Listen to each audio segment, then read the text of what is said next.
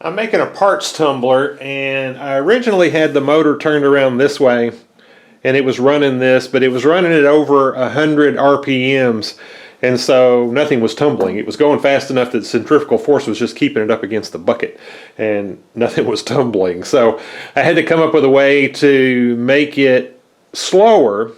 So a good way to do that is to use a reduction shaft, which is what this is right here. And that's what this video is about. There's another video about how I made this if you're interested in that. But this is about how to make a counter shaft, or I don't really know what the name of it is, but to me it's a reduction shaft because it's got this pulleys on here to reduce the speed. So you go from a small pulley right here to a larger one. That reduces the RPM of this shaft compared to this shaft.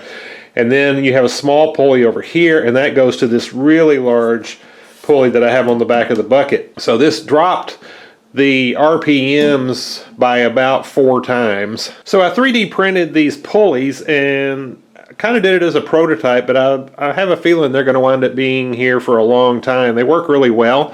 They're not under a lot of stress because nothing here is very heavy or moving at any great speed, so I think they'll probably last a long time. And then I've just got a piece of conduit with some bearings in the end of it. I put this piece of conduit in the lathe and made it large enough that it would hold the bearings. Now if I didn't have a lathe, I probably would have 3D printed some caps to go over the ends of this conduit that would fit these bearings that the bearings could pop into to hold the bearings in place. And then we press the bearings into here.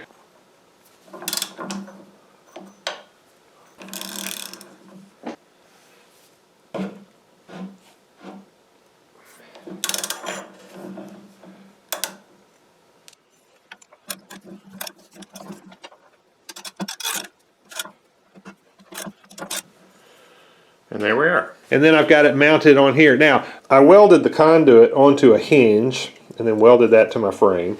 And then it's got a bolt that goes down to just a plate down here at the bottom. And so I can adjust the height of this and get the tension right to make the belts tight. And that's running. You can see now I'm running at about 40 RPMs on the bucket. It's nice and quiet. Everything runs nice and smooth. All right, well, I hope that was interesting to you. Thank you for watching.